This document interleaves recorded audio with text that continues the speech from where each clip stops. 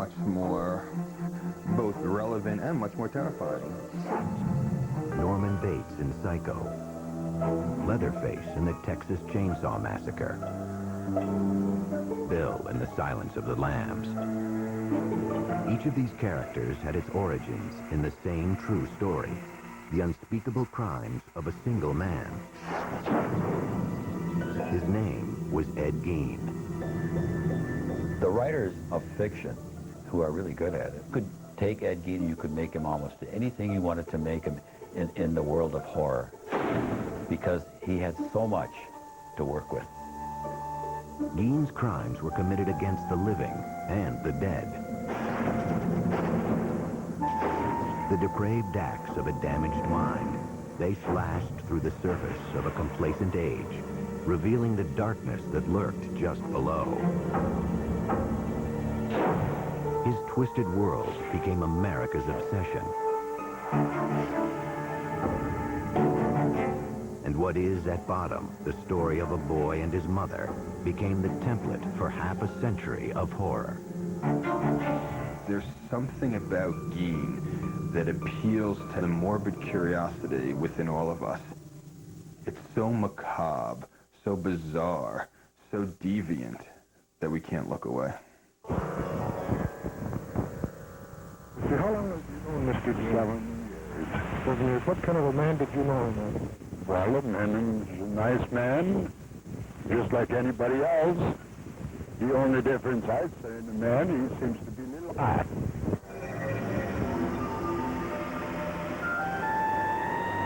No one ever claimed that Plainfield, Wisconsin was a small-town paradise. In the fall of 1957, it was home to about 700 people, a quiet, hard-working place on the windswept flatlands of central Wisconsin. They had the main hardware store for that area, a food market. They had a restaurant or two, a saloon. There was nothing that would distinguish it from, probably 100 other communities in Wisconsin. That all changed over the course of one cold weekend, with a mysterious disappearance and a shocking discovery.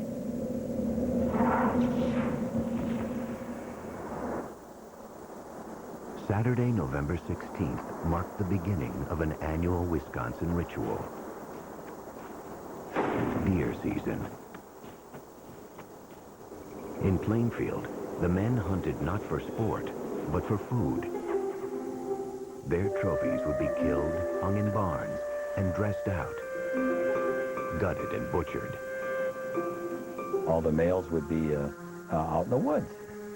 And so the main street would be a quiet place. Particularly quiet that morning was Bernice Warden's hardware store. Though the store was supposed to be open, the 58-year-old proprietor was nowhere to be found. I lived across the street from the hardware store where Bernice Warden ran her business. I believe it was in the afternoon. People were starting to wonder why the store was locked. And where was Bernice Warden? So her son came back from deer hunting himself and found that the place was a mess. There was blood all over the floor, and they started to investigate what might have possibly happened to her. Interviewed by police, Bernice Warden's son mentioned a frequent customer who'd been in just the day before to check on the price of antifreeze. Ed Gein, a 51-year-old bachelor who lived in an isolated farmhouse outside of town. Everybody had a role to play in this town. And I think that Ed Gein was recognized probably not as the village idiot, but as a village oddball, I would say. Evening, about 2 hours after Bernice Warden was reported missing, Sheriff Art Schley headed out with another deputy to Ed Gein's farm. If you ever wanted to have a Halloween party, that would be a great place for it. It was a spooky house out in the edge of town, and it was dark, and there wasn't a sign of life there. The doors of the house were locked, so the officers decided to take a look inside the woodshed. They went in investigating with flashlights. It was pitch black because there was no electricity and no lights. And one of the lawmen felt something bump against his shoulder. He turned, shined his flashlight on it, and indeed, there was Bernice Warden hanging from the rafters, upside down with her head off and gutted like a deer.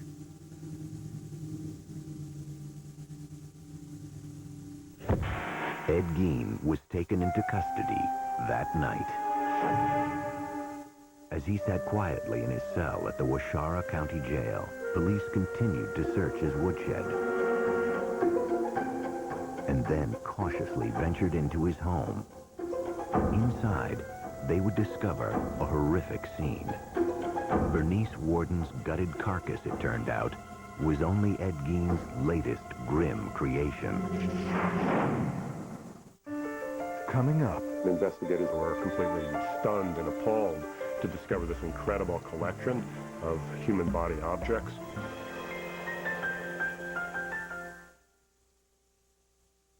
On the next Cold Case Files, they knew it was no accident. I've been to a lot of hunting accidents, none of which look like this. They finally had their man. Jimmy's gonna confess. Then it all went wrong. Cold Case Files, tonight at 9 on A&E.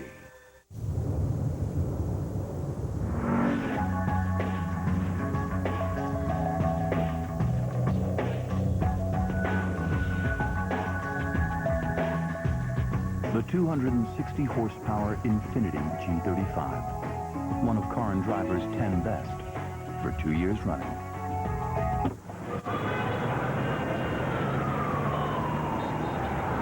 A dream to drive, the Infiniti G35. Okay, girls, I need you to guess how many round-off flip-flop minutes you're going to need every month. Are you serious? Yeah, and remember, don't guess low because they're overage charges, but don't guess too high either because that's just a waste. Why waste money guessing? The Sprint PCS Fair and Flexible Plan adjusts every month, so you can save up to $300 a year. No more guessing. How do you like that? That's better. Yeah. Sprint PCS. See how much you can... Diane Baker. You may remember me from Silence of the Lambs. Well, I'm here in San Francisco to direct acting at the School of Motion Pictures at Academy of Art University. And I invite you to come and study with us and discover your talent. Trouble finding a signal? Try GSM America, only from AT&T Wireless. With double the coverage and improved signal strength, it's our best network ever. Use mine. Oh, thanks. Sign up for our national plan now and pay no roaming charges anywhere in the U.S. From now until July 31st, get an LG flip phone for $29.99. So maybe I could call you sometime. Apparently not. GSM America from AT&T Wireless. How many bars do you have? Diane Baker. You may remember me from Silence of the Lambs. Well, I'm here in San Francisco to direct acting at the School of Motion Pictures at Academy of Art University. And I invite you to come and study with us and discover your talent.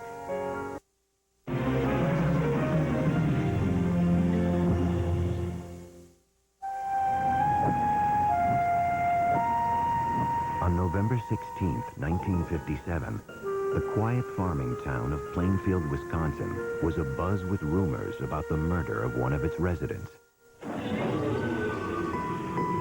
Bernice Warden's mutilated and decapitated corpse had been found that night in the woodshed of 51-year-old Ed Gein.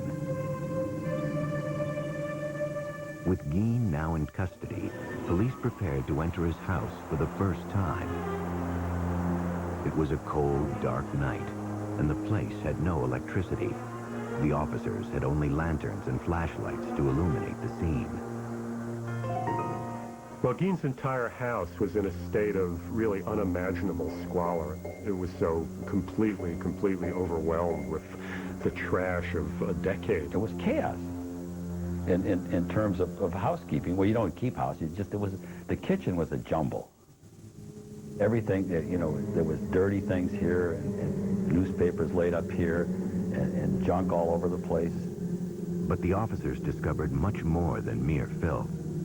In plain sight, scattered throughout the house, was a ghastly array of human remains.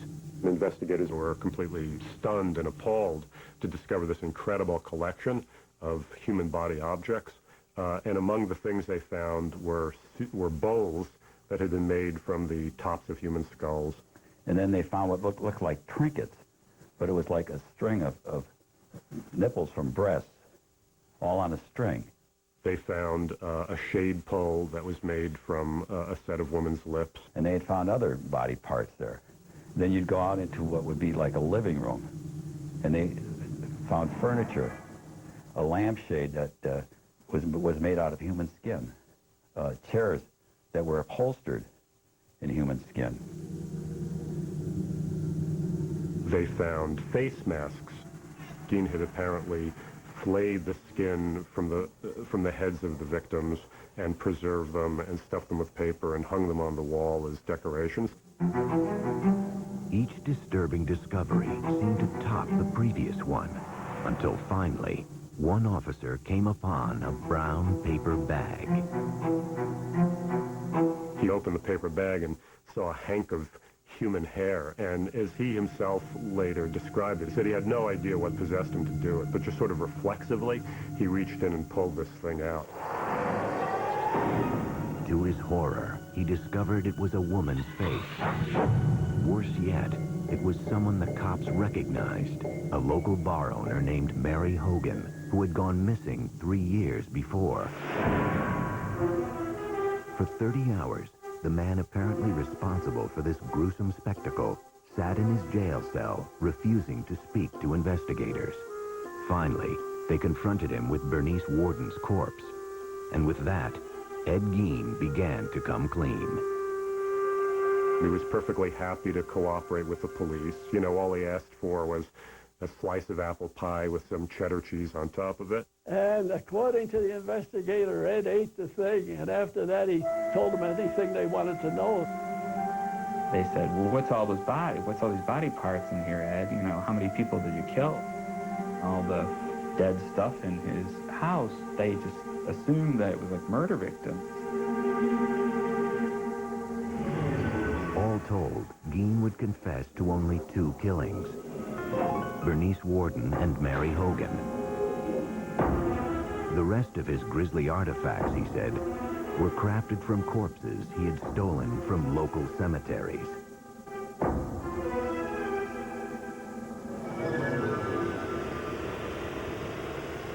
Plainfield woke up that Sunday morning to find out what had been living in their community for all these years, and that was Ed Gein. My dad, he couldn't tell us what had happened. He just said, I want you to come in and watch the news tonight with me. And the news came up on the television. He was the person. I just said to my dad, oh my gosh, that's Ed. We were all upset. We were all devastated. We were horrified about what had happened. It was a terrible, horrible thing. It was just such a complete shock, I guess. It was something that was a little bit difficult to talk about. It wasn't just the murder of Bernice Worden that was so disturbing. It was the other terrible things that he did that was upsetting so many people. I mean, this is a guy who had been living in their community almost all his life and been a babysitter for their children, had been eating at their table. Well, look what he did and how he did. They couldn't believe it. Well, I figured he was just perfectly harmless and rather simple. Plainfield's shock would soon be America's. Almost immediately, hordes of reporters descended on the town. It was the beginning of Ed Gein's transformation from anonymous psychotic to cultural icon. And it could all be traced back to the story of his childhood. Because in the words of Norman Bates, a boy's best friend is his mother. Coming up, Ed Gein inspires a classic American horror story. It was a love-hate relationship. He listened to her and worshiped her and followed her very closely.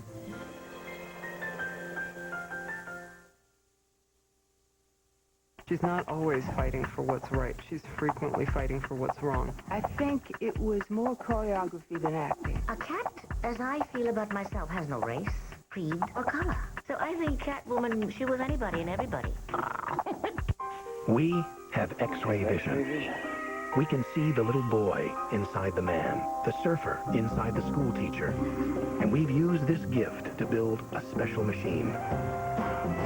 An all-wheel drive vehicle that blends agility with ability, muscle with grace. The completely redesigned Subaru Outback. The one vehicle for the both of you. Works for us.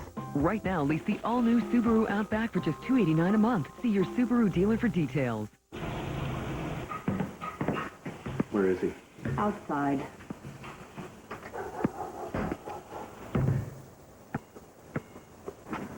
What, you thought we wouldn't find out? It's your life. You made your choice. I just thought we raised you better than that. Buying tires is a big decision. Next time, get everything you want. Cooper Tires. Don't give up a thing. Is there such a thing as a business that's recession-proof? Yes, movies. No matter what the economic climate, people love movies. Now you can get in on the action with the revolutionary new Box Office Express. Call American Entertainment Distributors right now. Get their full information package. You'll see how greater earnings and leisure time can be yours forever. I thought I'd make some extra money, but it turned out to be a blockbuster. Box Office Express has made my dreams come true. And the same could be true for you. The rentals from just one machine at any high-traffic location, wherever you live, work, or play, could bring you amazing profits. Box Office Express brings movie rentals into the new millennium. Call now, and by tomorrow, you'll be on your way to the premiere of a new life as owner of the high-profit Box Office Express. Call now. Are you tired and fatigued every day? Has juggling your life and work left you feeling run down and irritable? Maybe you are one of the more than 10 million adults who suffer from daily fatigue. Well, now there's help. Altovis, the new once-daily caplet approved to safely fight fatigue and give you back the energy you need all day long. For a limited time, you can get a free sample of Altovis. Just call or go online today. Altovis, because life takes energy. More than 10 million adults suffer from daily fatigue due to too much work, too much stress, and not enough sleep.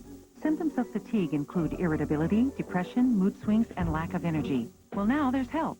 Introducing Altovis, the new once-daily caplet shown to fight fatigue and provide quality energy all day long. Non-prescription Altovis will not interrupt sleep patterns or cause jitters. And for a limited time, you can get a free sample cycle of Altovis. Just call or go online today. Altovis, because life takes energy.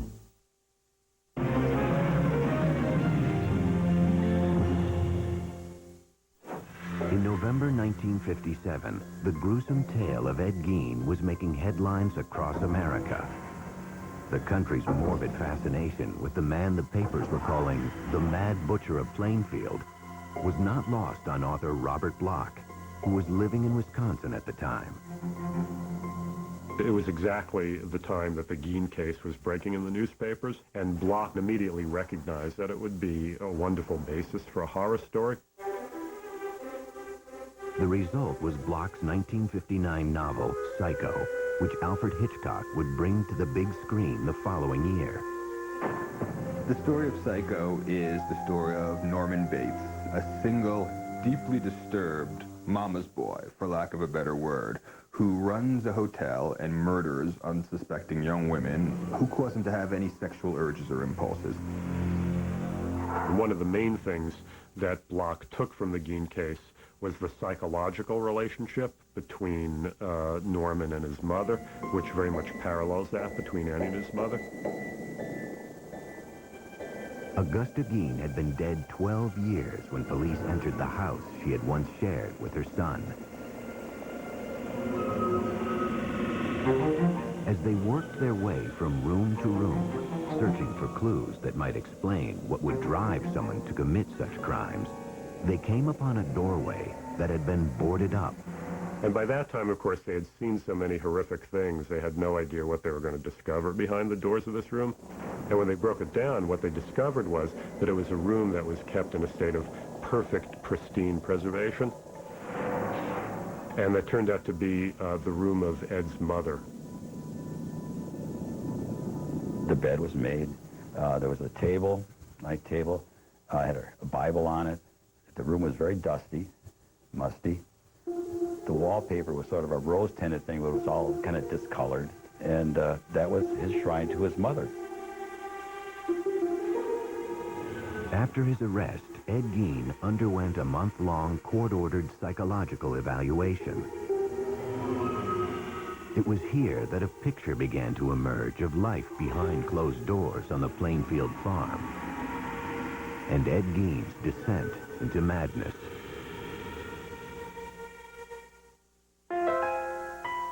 Born in 1906 in La Crosse, Wisconsin, Edward Theodore Gein was the son of an alcoholic grocery store owner and a strong-willed, God-fearing housewife.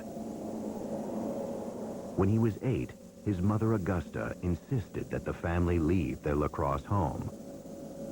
One reason, apparently, she insisted that the family move from La Crosse was because, in her mind, you know, it was like Sodom and Gomorrah. With the proceeds from the sale of their grocery store, the Gein family settled onto a 200-acre farm in Plainfield. Isolated, the family dynamic grew stranger and stranger. Mr. Gein had a very strange relationship with his mother. It was a love-hate relationship. He listened to her and worshipped her and followed her very closely. She was a religiously devout, if not fanatical woman. Very, very domineering, very, very strong-willed. I mean, she completely dominated her husband, as well as her two sons, Gein and his brother Henry. Augusta would preach a lot out of the book of Revelations that said that women were whores, women were tramps, women were definitely evil beings out to, you know, hurt people. The Gein household really became a sort of breeding ground for psychopathology.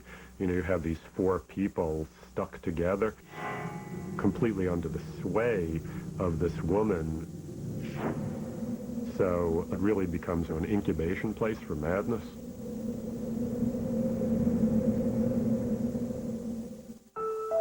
Gein attended school until the age of 14. An unremarkable student, his IQ would later be tested as average. And when he finished school at approximately 7th grade, he just went home then and worked on the farm there. So he did not have contact with the outside world, shall we say, to any extent. In 1940, when Ed was 34, his father died of a heart attack. Now it was just Ed, mother, and older brother Henry. I think Henry was probably a genteel man who worked hard on the farm and tried to please his mother as well. But he wasn't Ed. He had his own ideas of how his life should be led. In May 1944, Henry and Ed found themselves battling a brush fire on their property. According to Ed, the fire got out of control, and he lost sight of his brother. He went for the police, and though he told them he didn't know where Henry was, he was able to lead them straight to his brother's dead body. I've heard rumors that there were bruises on Henry's head that weren't ever explained away. But at the time, it was such a big tragedy for the family, it just became, you know, well, they've already been through enough. Ed and Mother were now alone, but their union would be short-lived. Just months after burying her son Henry, Augusta suffered a stroke that left her partially paralyzed. When Mother became ill, had a stroke, and was paralyzed, he cared for her very closely and literally seemingly worshipped the ground she walked on. Sometime in 1945, Augusta Gein suffered another stroke. She died that December, a devastating blow to her 39-year-old son. His mother had completely undermined his manhood in every way. And at her funeral, he was reacting like a little schoolboy who had just lost his mommy, you know, and just crying hysterically. Everything that he knew in the world seemingly was gone. That was his one link with sanity that was remaining at that point. Up next, Ed Gein's imagination runs extremely wild. Mr. Gein substituted seemingly dead bodies for the activities that he had with his live mother before. If mother was gone, he needed someone who literally could take her place.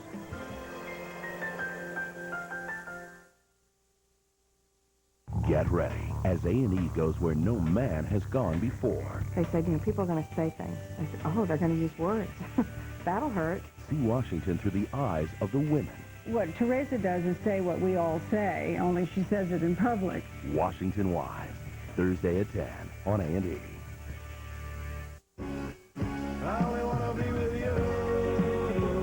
You've been waiting all year for this moment to arrive. The one and only clearance at your Lincoln Mercury dealer. Get model year-end savings on every Lincoln and Mercury. From our award-winning SUVs to the legendary town car and the spacious Grand Marquis. Get 0% APR or up to $6,000 cash back on select Lincoln and Mercury vehicles, plus your dealer's best model year-end price. See your Lincoln Mercury dealer now for best selection. Everybody respects John Green.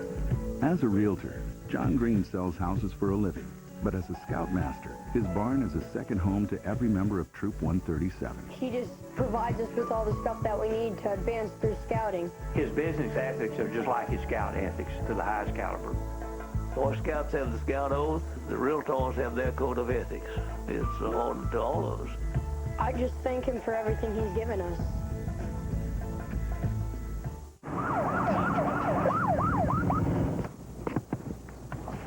License, registration, and insurance. Something wrong, officer? And your AARP card. Yeah, here you go. Is there a problem? Sure is. You belong to AARP, but you don't have their auto insurance from the Hartford. With this insurance, you're spending way too much. Oh, but I'm already getting a good deal from my insurance company. Is there a program designed for drivers age 50 and over? Somebody does that? Yep, AARP. Their auto insurance program could save you money and give you benefits you'll rarely find anywhere else. If I were you, I'd call them now. Millions of AARP members have already called about the AARP auto insurance program. They're saving $350 when they switch, and you can too. Just call this number now and ask for your free rate quote. You'll enjoy special benefits created exclusively for AARP members. Not an AARP member? Not a problem. Give us a call. Call toll-free 1-800-726-6581. You'll also get this free calculator. Call now. For some time now, you've heard me use the term Medicare participating provider. What's that? Well, if you have diabetes and you're on Medicare, it's someone who doesn't charge too much for your testing supplies. Like Liberty Medical. They charge only what Medicare approves and not a dime more. Most drugstores will file Medicare forms, but that doesn't make them a Medicare participating provider. They decide what they're going to charge, and you know you may wind up paying more. Now, what if there's not a Medicare participating provider in your area? Well, Medicare suggests that you use a mail order provider, like Liberty. With Liberty, you pay nothing up front. Your supplies are delivered right to your door. Now that you know the difference, there's no question who you should call. Liberty. They can help you live a better life. Call 1-800-416-6047.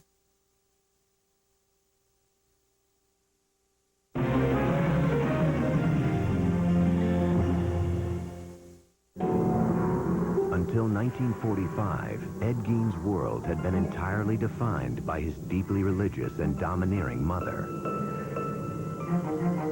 Her death that December left him for the first time on his own.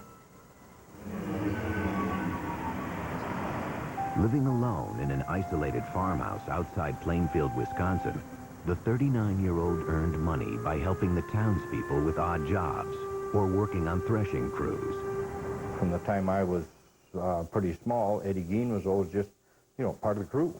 From where our farm was He was about 2.5 miles away is all. And we'd get in the car and go over and see Eddie. We'd pull into his yard, and I can still remember doing that. And Eddie would always come out and talk to us in the yard. So we never was in his house or anything like that. He was not the, the village idiot. That's for sure. The housewives in town, they would trust him. Can you fix this? I got a door that squeaks at, or, can you fix the hinge on my door? Sure, I come over. He was a hard worker. When you paid him $1, you had $1.50 worth of work out of him. I mean, he didn't slack off. He wouldn't screw anything up. I think that everybody treated him, even though he was maybe a little, what you'd think, a little different, but Eddie was Eddie.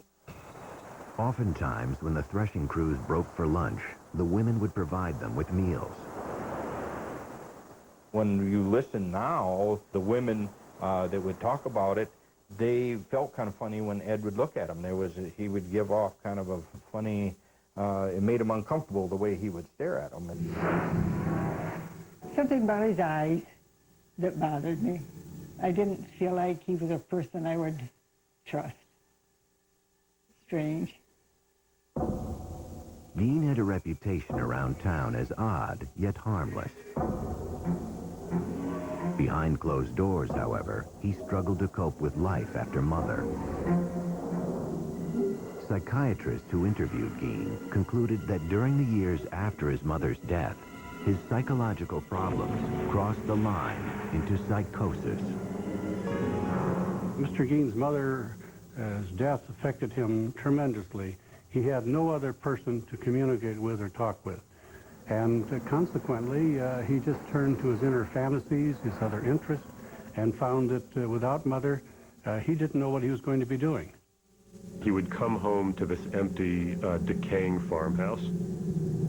Again, that was without electricity, that was without indoor plumbing. He was completely isolated. Gein's mother had left him terrified of human contact, of women in particular. His loneliness, however, drove him to seek his own perverse sort of companionship.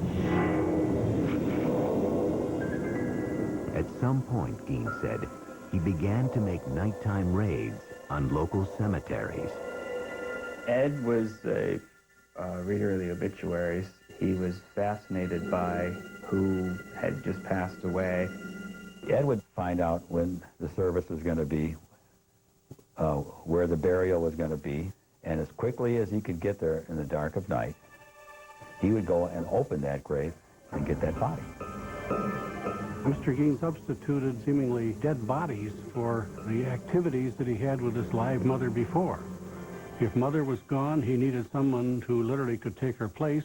Gein took these desires to ghoulish extremes. Though it remains a mystery if he ever engaged in either sex with the corpses or cannibalism, some of the discoveries police would later make defied comprehension. There was what the police called a mammary vest, the upper torso of a woman that Gein had taken from the body and preserved and attached straps to.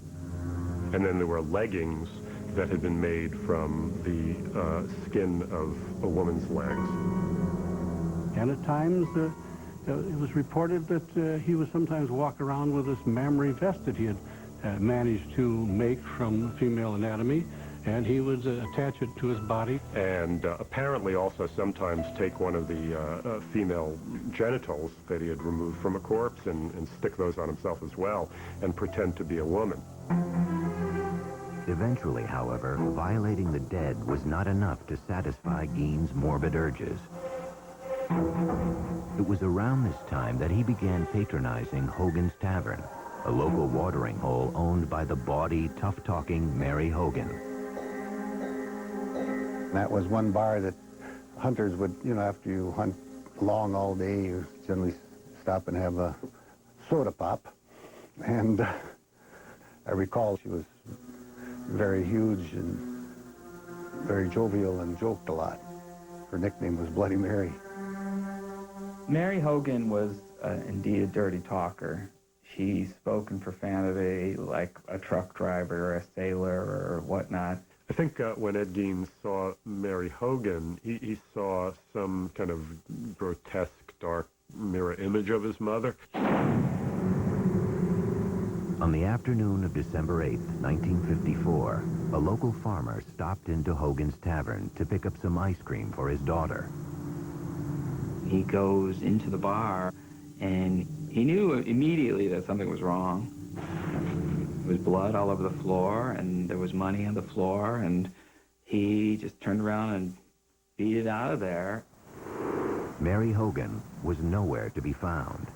When Mary Hogan turned up missing, there was talk about, they said they felt she'd been murdered, and she just was missing, and they just could not find her to go to heck for it. Police explored what few leads they had. Ed Gein was never questioned. No one considered him a suspect. It was too far-fetched to imagine that the quiet, hard-working bachelor could possibly be a killer. I can still remember, somebody said, well, I wonder where Mary Hogan is. Well, he said, she's over by my place. He said, I got her over there. And everybody said, oh, yeah, Eddie, you got her. Yeah, we know Eddie, yeah. As the leads petered out, it started to look like Mary Hogan's disappearance would remain unsolved. Until the night of November 16, 1957, when police found her face in a paper bag in Ed Gein's kitchen.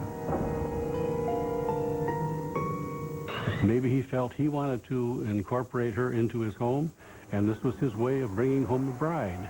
But he brought her home as a corpse.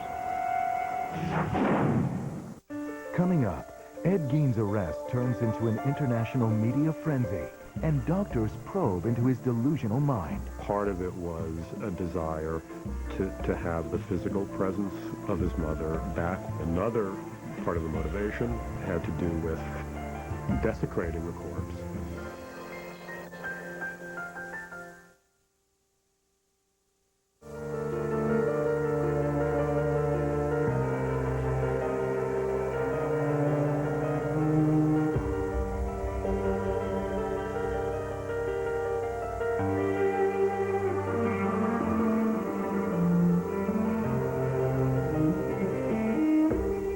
I'm aiming for fewer wrinkles and firmer skin. New L'Oreal Revitalift. Pro-Retinol A targets wrinkles with Paralastol, firmer skin in 4 hours. Also available with SPF 18. Fewer wrinkles, firmer skin. New Revitalift from L'Oreal Paris. I swim, I jog. I love junk food. Sometimes even I get constipation. X-Lax gives you gentle relief, regular for a little help, and maximum strength too. X-Lax for regular people who sometimes aren't. We have X-ray vision. We can see the little boy inside the man, the surfer inside the school teacher. And we've used this gift to build a special machine. An all-wheel drive vehicle that blends agility with ability, muscle with grace. The completely redesigned Subaru Outback. The one vehicle for the both of you. Works for us. Right now, lease the all-new Subaru Outback for just $289 a month. See your Subaru dealer for details. Hotel questions you want answered. Is my hotel close to stuff I want to see? We'll tell you. Do they have a fun pool? We'll tell you. How about a health club? We'll tell you. We're the experts at Hotels.com. And if you book right now, we'll give you up to $30 back towards a free tank of gas. You'll also get great summer deals on hotels, like New York, from just $69.95. Get great rates on great rooms and some free gas to help you get there. Hotels.com. Best prices, best places. Guaranteed. You need a job. We've got them. Maybe you want a local job. Maybe you want a better local job. Nomastar Home Mortgage placed an ad with BayAreaJobFinder.com. We were pleasantly surprised at not only the response that we received, but the quality of the responses. So get on the internet and go to BayAreaJobFinder.com. Post a job, find a job at BayAreaJobFinder.com. If you're between 50 and 85, call now for free information on guaranteed acceptance life insurance from Colonial Penn. You know, for about 25 cents a day, you can have the protection to help cover your final expenses.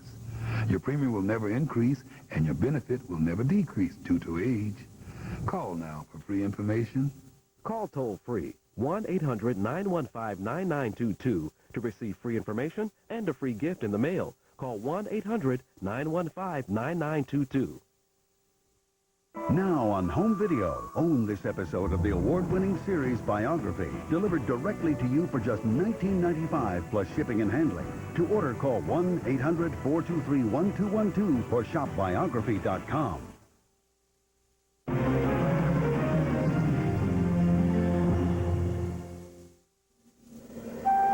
As 1957 drew to a close, the people of Plainfield, Wisconsin were still reeling from the nightmare visited on their town. Ed Gein had been charged with the murder of hardware store owner Bernice Warden. But the discovery of his many other hideous offenses had brought instant infamy to Plainfield, along with a horde of reporters from around the world. This was the crime of the country at this particular November in 1957. And it just brought in basically the Western world's press. Had you ever been in the man's house? No, sir. Never been in there. I'd like to talk now. Your name? As the incident wore on and it became so much a front page issue that lots and lots of people were saying, when can it just die down? When can it go away? It was disturbing to the population. We didn't really appreciate all of the media attention. I was stopped on the street once by a reporter from England, but I just said that I had nothing to say, no comments to make, and walked on. Outside of Plainfield, a different kind of response was taking hold. The spread of what came to be known as Gein humor. Well, I believe that the jokes sort of was an outlet for how everyone felt and the fear that they felt. One of them was, what was Ed's favorite dessert? And he says, lady fingers. Ed Gein gave his girlfriend a present on Valentine's Day. It was a box of farmers' fannies, you know. There were actually people thrown out of the restaurant in Plainfield for going and ordering Gein burgers and things. On January 6, 1958, hearings began to determine if Ed Gein was competent to stand trial for Bernice Warden's murder. Doctors who had evaluated Gein testified that he suffered from schizophrenia. They said he was prone to hallucinations and delusional thinking and believed he was an instrument of God with the power to raise the dead. You know, he'll talk about the most incredible, extraordinary horrors that are totally inconceivable to any normal person, but he does it in the tone as though he's talking about going to the grocery, you know, to buy his provisions for the week. In the end, the doctors said it all came back to Mother. This is the duality of Gein. You know, part of it was a desire to have the physical presence of his mother back with him in that home, whereas obviously another part of the motivation had to do with desecrating the corpse.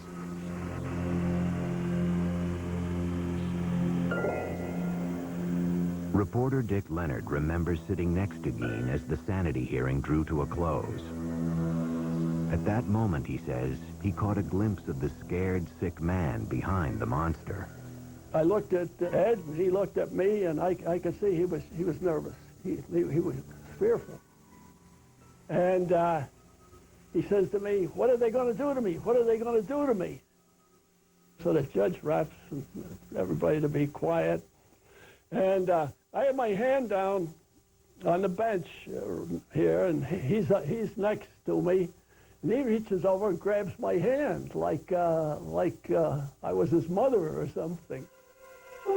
That afternoon, the judge ruled that Ed Gein was legally insane and therefore not competent to stand trial. He was sent off to live at Central State Hospital for the Criminally Insane, a psychiatric hospital in central Wisconsin. For the people of Plainfield, life after Ed Gein would never be the same. We never locked our doors before this happened. But we began to lock our doors. The 50s was an era of innocence, I believe, and pretty much ended that. Still, there was one last piece of business for the town to attend to. On March 30th, 1958, Palm Sunday, Gein's farm and personal effects were scheduled to be auctioned off. But in the early morning hours of March 20th, residents awoke to a strange orange haze glowing a few miles out of town. There will be an auction here Palm Sunday, but this house and the personal belongings of Ed Gein will be conspicuously absent. Call it an act of God or whatever you will. The main attraction will be missing, reduced to a mass of rubble by a mysterious fire. News of the fire reached Gein himself later that morning. I went to Ed's room, and I told him that his house had burned down. And he made a gesture just as well, the exact words that he said. In the end, after a brief investigation, the cause of the blaze remained a mystery. Residents of Plainfield were just happy the place was gone. The people in Plainfield were so happy that this house burned down and this was going to go away. We weren't going to be bombarded by the media. We were not going to be having tourists come to Plainfield to see Ed Gein's horror house. The auction of Ed Gein's estate still took place as scheduled on March 30th. Gein's grisly handiwork was not up for sale. All the human remains had been shipped off to the Wisconsin State Crime Lab. Yet that didn't stop hundreds of curiosity seekers from descending on the farm. One of the things sold at the auction was Ed Gein's car, which a very enterprising carny type immediately purchased and started to take on tour. Ed Gein's car used to show up at county fairs, like an exhibit, you know, like the two-headed cow, or, you know, the bearded person, so that that would be an exhibit, and you could put a tent around it and charge admission. At Central State Hospital, staffers soon came to view Ed Gein as something of a model patient. Ed was a quiet individual. He'd go and sit in the corner in the day room, and we had some nice lounge chairs out there, and he'd read the paper there. He wouldn't converse too much with other patients. I can remember we used to play cribbage together out in the day room. There were, however, times when Gein behaved oddly. When it got, say, full moon, he would talk about women, what he'd like to do to them, and just ramble on and on, just like very incoherent. And then as the full moon dissipated, he would get more back to normal. But he always had that glint in his eye that you kind of figured there was something there that was wrong. In 1968, Gein's doctors wrote a letter to the court stating that Gein was now competent to stand trial for the murder of Bernice Warden. When he walked into the courtroom, there was dead silence. It was just, you could hear a pin drop. And then he walked in and he stopped a little bit and he bowed his head to the audience. After a 9-day trial, the judge found him guilty. The 62-year-old was sent back to Central State to live out the rest of his days. In time, Ed Gein's macabre fame would fade, yet his twisted saga would never lose its capacity to shock or its power to provoke our deepest fears. Up next, Ed Gein's ghastly crimes become the blueprint for Hollywood's horror stories. He became almost unlifelike, almost like he was a creature of fiction, some type of a demigod.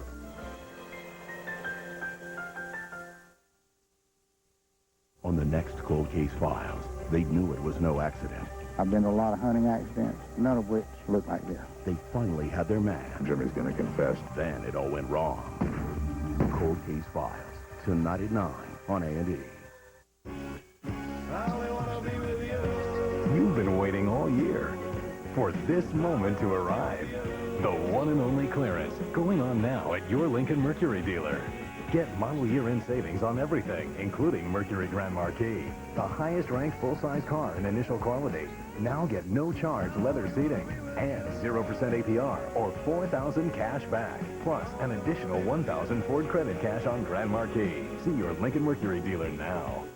Welcome to our home. I'm Jan Rooney, and you already know Mickey. Come on in. You know, life is so unpredictable. Any one of us could be gone tomorrow with no warning, so we need to take care of what's important now, like making sure our families have the financial protection they need. As wives, husbands, and parents, it's our responsibility to see that our loved ones are secure. Thanks to Garden State Life, you can easily get up to $150,000 of quality life insurance without a medical exam and without spending an arm and a leg. Think about it. Without life insurance, who will pay all those bills your loved ones will have to face? Where will the money come from? And please don't forget about your children or grandchildren. Who will take care of them? Do the right thing. Simply pick up the phone and call Garden State Life right now. Choose from as little as $5,000 for final expenses to as much as $150,000 to give your loved ones a secure financial future. There's no medical exam to qualify for those large cash benefits, and your policy will pay 100% starting the very first day. There are no waiting periods like some policies you may have seen.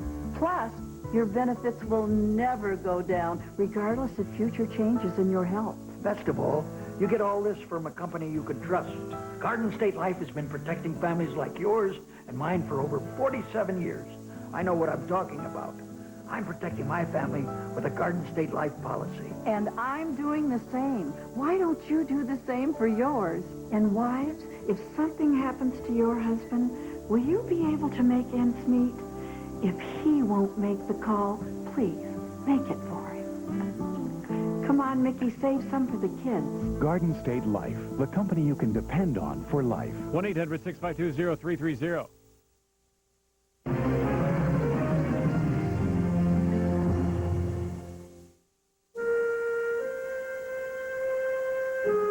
By the early 1970s, an aging Ed Gein was quietly passing his days in a Wisconsin mental institution.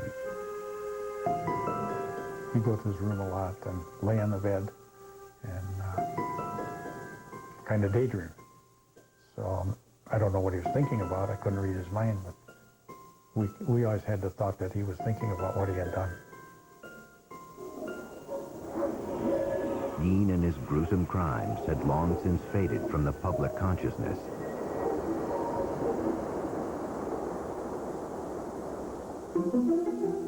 Yet the story of the so-called Mad Butcher of Plainfield had firmly taken root in the darkest reaches of the American psyche. It was a time where he became almost unlifelike, almost like he was a creature of fiction, I think. Some type of a demigod, almost.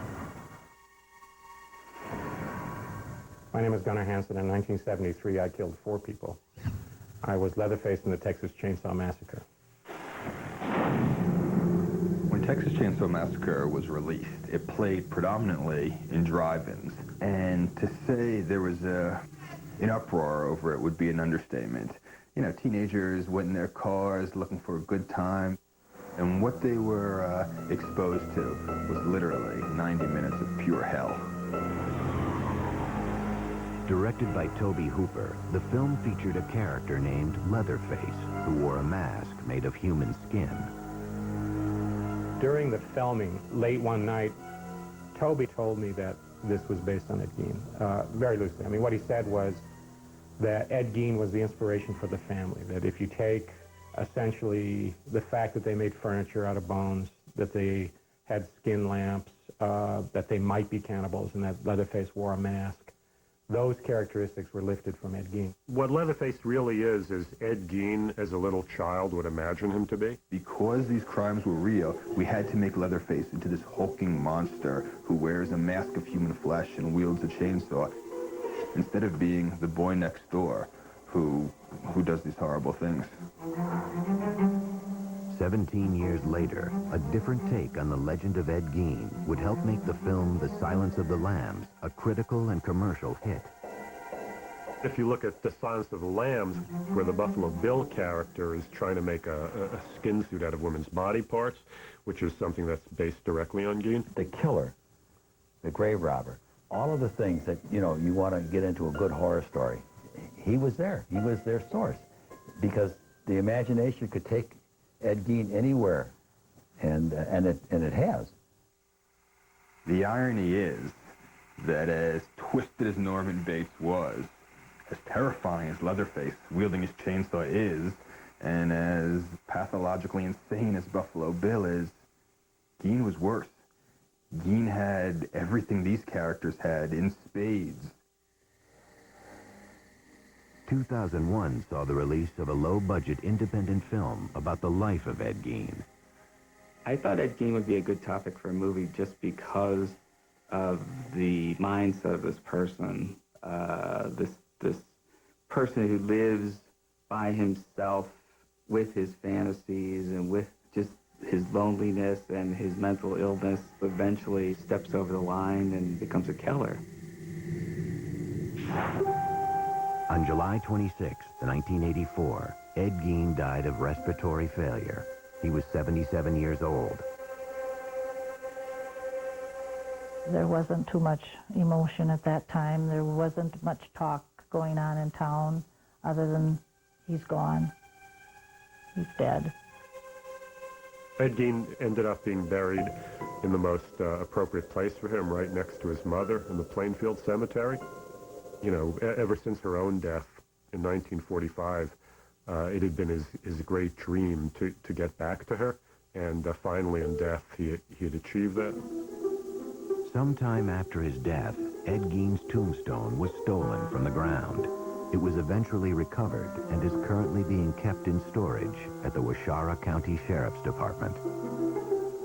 To this day, however, groundskeepers at Plainfield Cemetery still find flowers and letters that have been left at his grave. There's no way in the world that anyone could ever decipher completely or even intelligently what Ed was thinking or doing. It's not the nature of man to do the things that he did. It's an aberration. The fact that Ed Gein was a sick man mentally, I don't think that mattered to any of us. He did some horrible things no matter what his condition was, and so we had no sympathy for the man. Mr. Gein was an example of a monster that was in hiding. He was not known to his neighbors. He presented a facade of normality to them, and that's why he literally could have the mask of sanity over the whole situation until he was discovered. Obviously, we can never really know. To ask what made Ed Gein is ultimately as unknowable as to ask what made Mozart Mozart. You just don't know. Tomorrow on Biography, Catwoman. For over 50 years, this cunning and mysterious feline has been prowling the streets of Gotham City and has been named the sexiest woman in comics. That's Catwoman, Wednesday